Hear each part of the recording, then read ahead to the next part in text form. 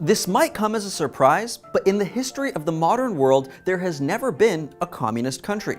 While a number of countries have described themselves as communist, for example, China and North Korea, by definition, there has never been a true communist country. So, what exactly is communism, and how does it relate to socialism? Well, it may be easier to explain what the two have in common. Both ideologies originate from a desire to limit worker exploitation and lower or eliminate the influence of economic classes in society. There are dozens of variations on both communism and socialism based on the different ways these ideologies are implemented in different countries. There's Stalinism, Leninism, Trotskyism, Maoism, and others which are essentially all versions of Marxism, coupled with various styles of revolution. Karl Marx was an economist and philosopher who co-wrote the Communist Manifesto, among other foundational books on communism. In short, his theory centered around the idea that as Europe transitioned from centralized monarchies to quasi-democratic capitalist economies, workers were being exploited by those who owned the means of production. So if you work in a factory or on a farm, as many at the time did, whoever owns the factory or farm is getting more out of the worker than they're putting in.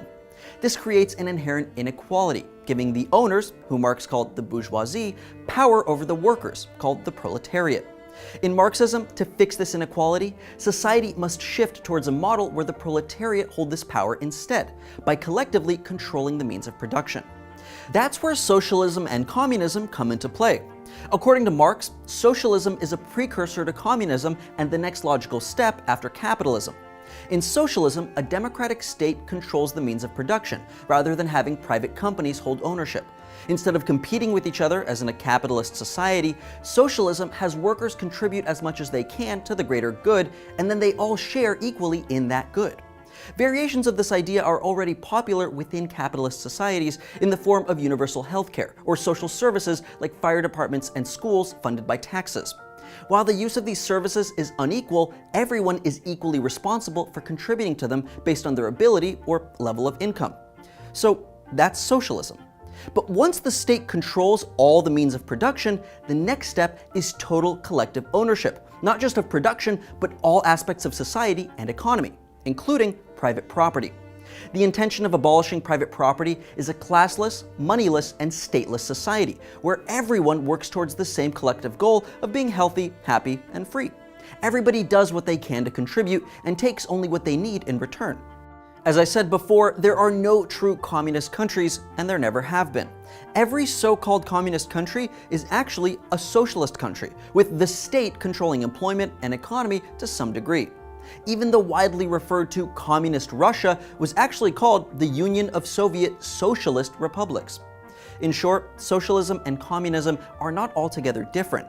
Rather, most schools of economics consider socialism to be a precursor to communism once the state has enough control over society and economy. But this total control is a major reason that socialist countries struggle to reach this ideal. Corruption is rampant in countries like the former USSR, Venezuela, Vietnam, and North Korea, largely due to people in power abusing that power instead of using it to help the society they control, and refusing to give up that power to the people. Nonetheless, socialist ideals have seen incredible success when paired with capitalism in countries like Sweden and Canada. The human hurdle of overcoming power and greed in government is the biggest reason we've never seen a true communist country.